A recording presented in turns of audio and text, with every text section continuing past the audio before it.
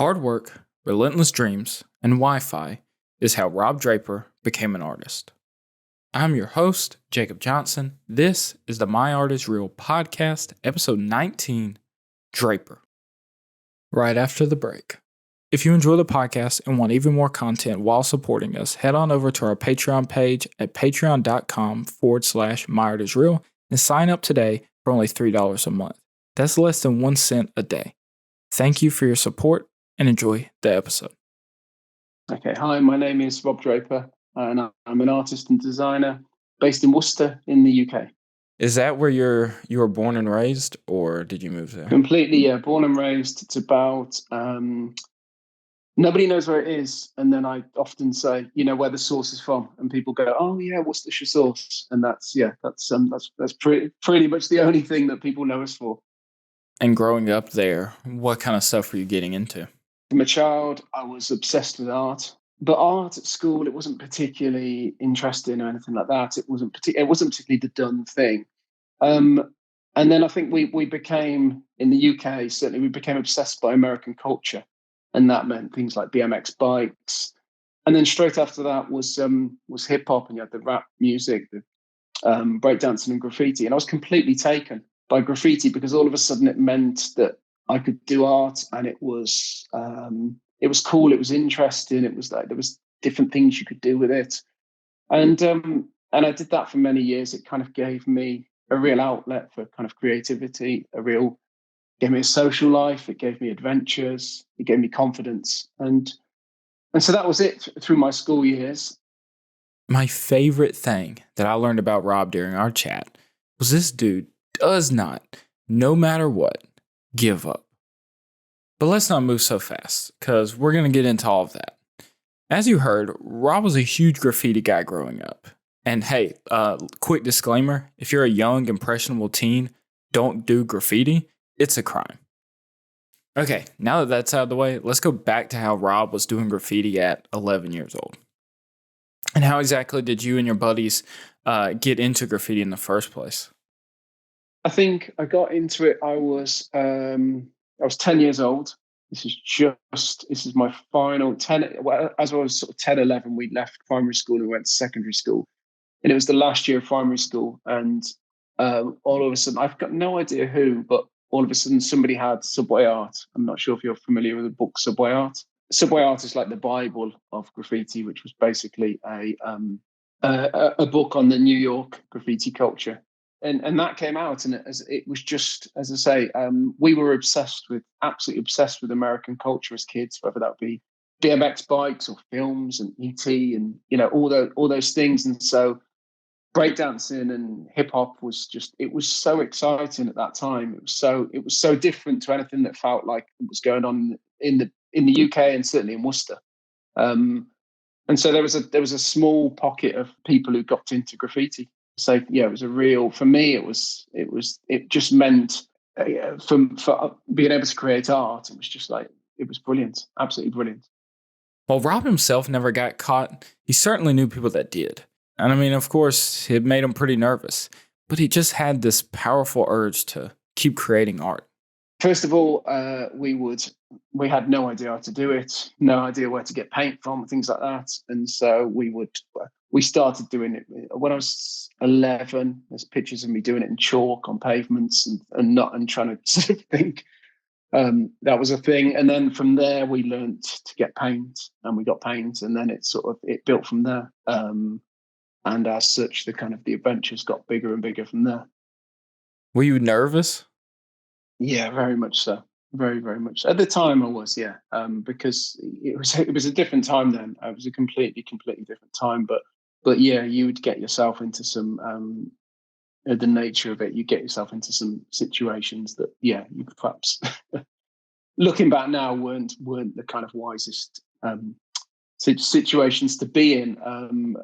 But yeah, I was very fortunate. So getting into the graffiti, how did that transition into you creating other art on other mediums, and kind of how that led to, and tell me how that kind of led to you going to art school? Well, I think naturally, it was only ever art for me. I wasn't I wasn't one of those people who kind of had a wide range of options for me. Art was the only thing that particularly interested me, particularly motivated me. So it was always going to be art in some way, shape, or form, I think. And I think what had happened was I'd sort of made this link between. We did a graphic design at school as well, and it was much more basic. But I understood that it was letter forms, and I was like, okay, well, I'm doing the letter forms for graffiti as well, so maybe there's some sort of crossover from there. But it didn't. It honestly felt again I didn't know any artists. I didn't have none of my family were artists. Nobody. I had no reference of an artist at all. So it just didn't feel like a career choice to be an artist. And so, just like that, like our past two recent guests, Rob went to school for design. Then it got to about 16, and I went off to art college. Did 3 years at art college, and then from there, 3 years at university in visual communication. And I found those days really, really fascinating, really, really fascinating. We would do often, there'd be all these different topics you could do and different approaches to projects. We would be taken to galleries a lot, and I would go and stand in art galleries and look at the work. And I remember seeing, Jackson Pollock, and I was fascinated by the kind of immediacy, the kind of grit and the movement in his work. But then almost by Roy Lichtenstein, and I was really compelled by the really straight lines, the real clean kind of work in there, and I loved that kind of contrast of the two of them. I still didn't really know what I was going to do. I'd have always loved to have been an artist, but people from Worcester didn't really become artists, and so it just made much more economical sense for me to go and be a designer. I developed through the graffiti art. I developed this kind of appreciation of letter forms. So I was drawing letter forms and everything all the time. So that was kind of it just made more sense to follow a path in design than it did art at that point. Shortly after graduating university, Rob would go on to work all over town, doing varying degrees of different design work. From there, I pretty much after leaving university, I did years and years and years of every job you can imagine. I was a photocopier. I was a junior designer, senior designer, creative director. And then the last role I found myself in was I became an art director for a clothing company. Now, that last job as an art director, Rob really enjoyed it. And it's really one of those dream jobs where you get to be pretty much as creative as you would like without the heavy restriction of the client. And I absolutely loved the job. There was a creative director there that kind of if it was creative and if it was interesting and if it helped sell the brand, he was all for it. So it meant I could really almost go backwards a tiny bit and start going back into this idea of stepping away from the computer, doing kind of really analog paintings and things like that, and much more. I would get involved in the store fits and things like that. So I would work on the props and hand paint the branding and things like that. And it pushed me completely into a non-digital way, a non-digital direction, which I loved. I completely loved. But sadly, not all good things last forever. And so everything was going absolutely fine. And then one day we were all called down to the office and we were told that basically the company had been bought out and it was moving to the other end of the UK. And as part of that, obviously we'd have to relocate if we wanted to keep our jobs. And so I was just like, oh shit, what do I do? I can't relocate. At the time I had wife, son, house, family, everything back in Worcester. And I couldn't move up there. I couldn't work remotely. So I basically ended up being made redundant. And it was just an absolute, like a terrible time for me. I just felt like I'd spent all my life since leaving university, which will be probably 20 years maybe since I'd left university at the time, and just working upwards and upwards and upwards, a bit like snakes and ladders, where you go up a ladder, down a bit of a snake, up a ladder, down a bit of a snake. And And I felt like I'd finally sort of got to the end where I'd found something that I was content with, that utilized where I wanted to be. And then I felt like I'd gone down a snake all the way down to the bottom. And so I was just like, oh God, what shall I do? What shall I do? That feeling of having constant progression up the mountain just to fall back down, it hurts. Granted, it doesn't hurt as much as falling off an actual mountain, but it sure does throw you for a loop and leave you a bit uncertain as to how to start back up that trail. Rob had to regroup and figure out how he was going to keep the lights on for his family. From there, I thought, well, okay, there was certainly there weren't a huge amount of jobs in the area, and a lot of the people around these areas I'd worked for in the past anyway, so I sort of didn't really want to go back. I'd sort of felt like I'd done that. And so I just decided I thought, well, I just won't turn anything down at all. And I'll just move along and see what comes my way and just try things and see where that gets me. So I started to teach. I was teaching in college.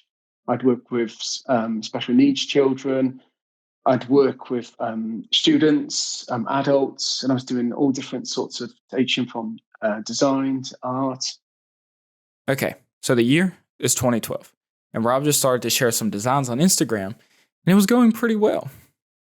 And in the background from that, I started to just draw on things. I had this idea. This was around the time I'd been told about Instagram, and I wasn't really a big social media user at all. But I thought, well, Instagram, I knew there wasn't a huge amount of opportunity coming my way through bumping into people in the street. It wasn't like I lived in a sort of, in a cool place like London or in New York or anything like that. So I sort of thought social media could be useful because it could be almost like a shop window for me. So I could put bits of work on there, and that would hopefully people would then look at my website and they would maybe employ me to do some work. And so I started to just draw pieces and put them on, and scan things and put them on. And then one day I didn't have my sketchbook with me, and I drew on a disposable coffee cup and I put it online, and it went really, really well. And I got this really, really positive feedback. And it's a strange thing. Being a freelancer can be it's quite isolating. You spend a lot of time on your own, a hell of a lot of time on your own, just sort of sat there trying to work out how to get work in. And so having this feedback was like, it was absolutely brilliant for me. I was just like, okay, great. So I went back and I did some more, and I pushed it a bit further and a bit further. And I just kept trying to sort of outdo myself each time. And I'd write these sort of vaguely positive messages that were basically aimed at myself, because at the time I was like, oh my God, I don't know what to do. I don't know what to do. Then something special happened. And then one day I was working in men's prison, doing sessions in art in men's prison. And as part of that, you're completely cut off from the outside world. No phones, no laptops, anything like that, for obvious reasons. And as I left there, one day I sat in the car, turned my phone on, and my phone is vibrating itself to pieces. And I've got text messages, and I've got voicemails, and I've got emails. And the first message I look at is from my mom. And my mom is sat at home on her iPad reading the Daily Mail. And there's an article on the homepage of the Daily Mail about her son drawing on these coffee cups. And it just blew up from there. It just absolutely blew up from there. It became a really, really useful platform for me, because it gave me, this is quite a time ago now, but it gave me exposure for doing this thing. And it was kind of, again, at the time, I wasn't necessarily trying to be an artist. I was actually trying to be a sort of a commercial artist, but with a lean in towards lettering design. That was the plan at the time. Rob had done it. He'd kept the lights on, and he was making his way back up that mountain of success. However, the path was a little different this time. Instead of working for others making their ideas a reality, he was making his own art, and people were loving it. No more was he this random, anonymous designer, but he was a sure enough artist.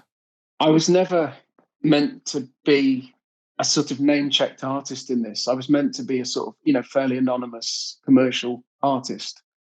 And as the more work I was doing, the more work I was putting online, the more companies were reaching out to me, and they were sort of talking about it like it was a collaboration and sort of name checking me in it. And that wasn't necessarily the plan at all. The plan was just to basically work on projects, finish the project, move on to the next project. It was never this idea of actually creating work and creating almost like collaborative work where they would name check you. As he was just making his way back up, he had yet another setback.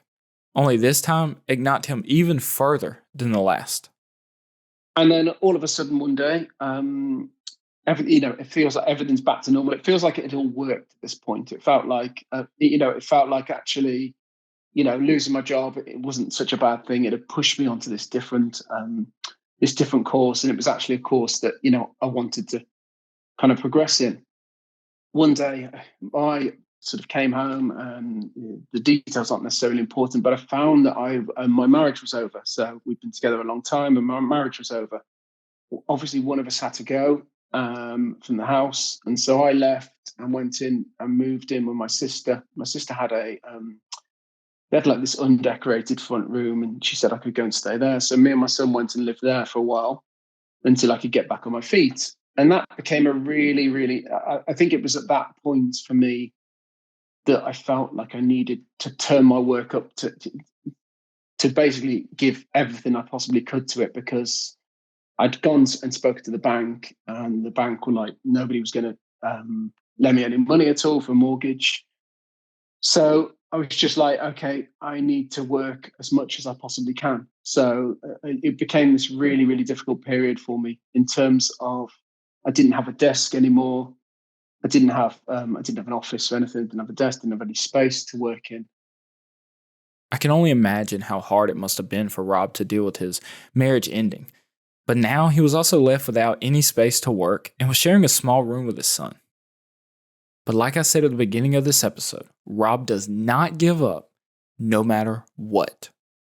So he put his nose to the grindstone and got to work taking on as many projects as he could, working wherever he could. But what I'd found is that through working on these coffee cups and sitting in cafes and drawing on them, I found that I could work absolutely anywhere. So when I wasn't with my son, I would just pack my bag and I would just go and sit anywhere, and I would just work and work and work, mainly in libraries, things like that. Just get my laptop, my pencil case, and my sketchbooks and everything, and just sit and work. And it became this, as I say, it became an absolute kind of obsession at that time of like, oh my gosh, how can I get us out? How can I get us out of this? And yeah, it became a real point where I became like, I need to turn this up as much as I possibly can now. But yeah. So, and in doing so, as I say, it was absolutely great. I found that it just became this really, really, really important time for me. During that time, how did you handle all of that? How were you dealing with it? I was going to say it was really strange. It was one of those moments where you feel like kind of again, it was a bit like that snakes and ladders thing where you sort of go all the way back down to the bottom, and it was at a point where it was just my career just felt like it had just settled down, and then all of a sudden I was like, oh wow, I've got my living in my sister's front room. Do you know what I mean? On camp bed with my son, and it became this. It became very, very simple, because it became very, very. I only needed to do two things really. I needed to look after him as much as I possibly could when I was with him, and when I wasn't with him, it meant I would work as hard as I possibly could. It would mean that I would just create and create and create. And so, as I say, it very, very, very. It gave me a weird kind of clarity really of what I needed to do. I'd learned through, I'm older, and I'd sort of learned through life that you sort of, it's not a great lesson to learn, but really you can only really depend on yourself, can't you? And so I sort of knew that actually the only person that can turn this around is me, really. That I can't sit and wait for anybody else to sort of do anything about this. The type of projects he got became even better as they wanted him for his style specifically. If you go on Rob's website now, you'll see a huge list of work he has done for companies like Steve Madden, Gap, Samsung, Nike, And the list just goes on and on. But Rob tells me about one of his favorite projects ever to come his way.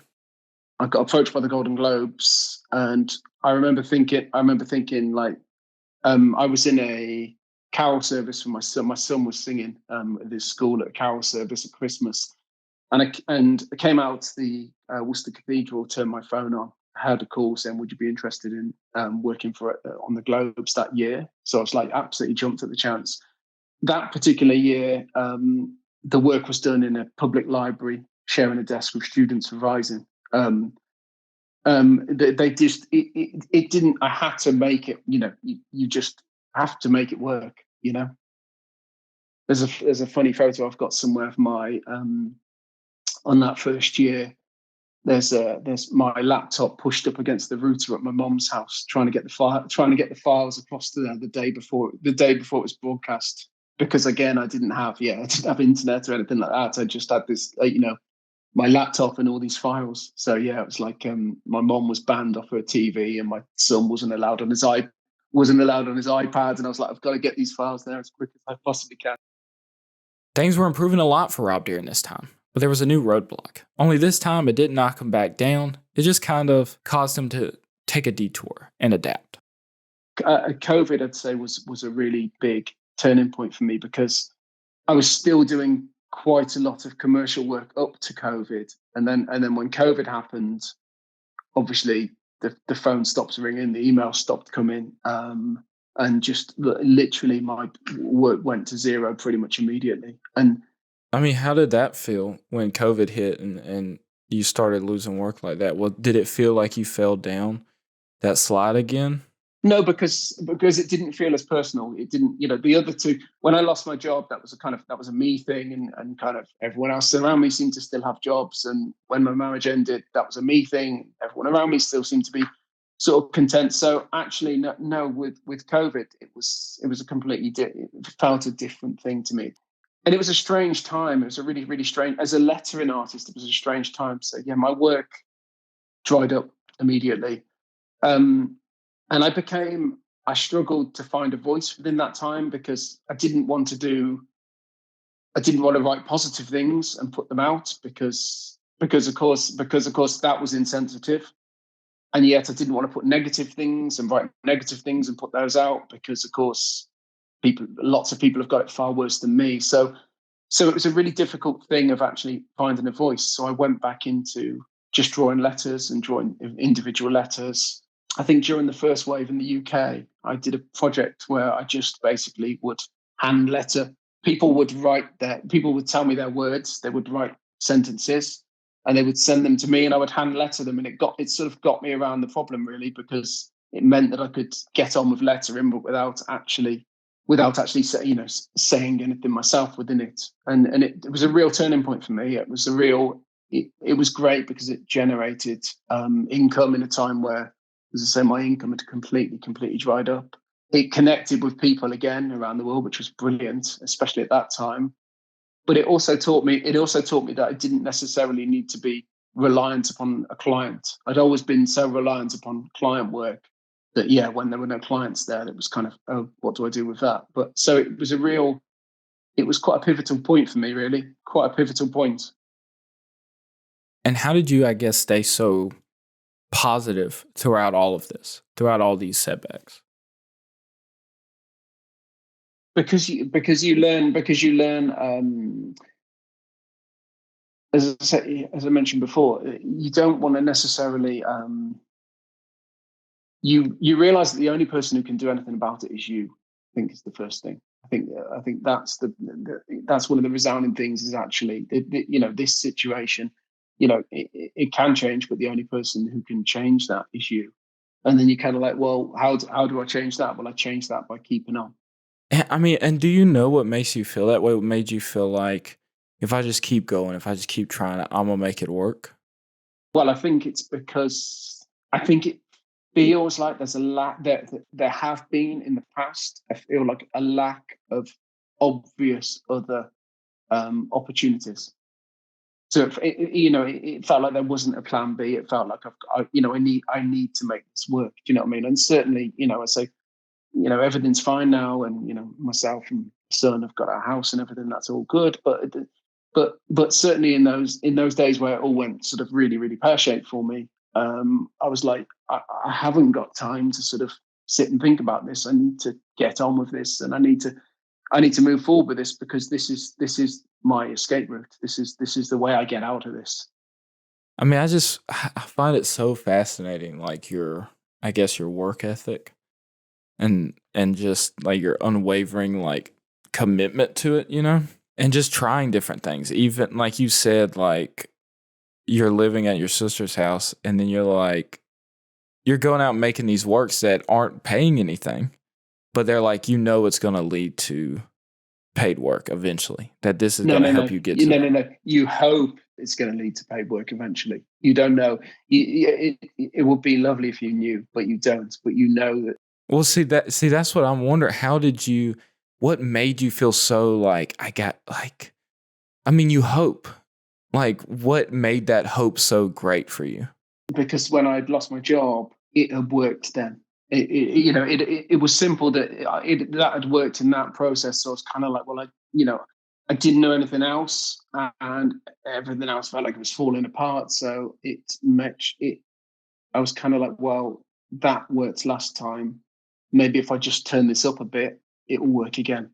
It was simply that. There was a lot of maybes, and there was a lot of hope in there, but there certainly wasn't a lot of like, I know this will work. Not at all. I'm not that assured. It was just a case of, this is what I know what to do, and I hope this is and I hope this kind of I hope I can turn this thing around. What did Rob have that helped him succeed? He didn't have some leg up in the industry and have all these connections that made life easy. He had to pull himself up from his bootstraps and figure this stuff out. And he had a lot of setbacks along the way. However, through all of that, he did have 3 things that I think helped him become an artist and make a living doing so. He had hard work, a relentless dream, and Wi-Fi.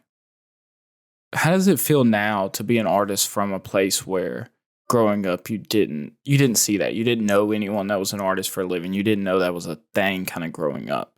How do you feel now? It's strange, because you've got no idea if you're doing it right or wrong, because you haven't got anything to, you've got absolutely nothing to kind of benchmark it to. So yeah, it's really, very, very strange. The internet has changed so much of the world we live in. I know without it and Instagram, I would not be doing this podcast. I'd have no idea where I'd be. Wi-Fi is what allowed Rob to be seen by the Golden Globes and all these huge brands from just his small town working in a library in the UK. His hard work was what put food on the table for him and his son, and what got them out of that small room and into their own home. And this relentless dreaming is what kept him motivated throughout all those days and nights, working his butt off next to all those other college students in the library. Normally, this is the part of the outro that I ask you to consider signing up to the Patreon and to share the show. But I want to ask you to do something different this time. I want you to think about Rob's story and think about your own dreams, and just go out into the world and try your best to make your dreams a reality by using all the free resources we have with the internet, and of course, put in that hard work. Thank you for listening, and I'll see you in the next episode.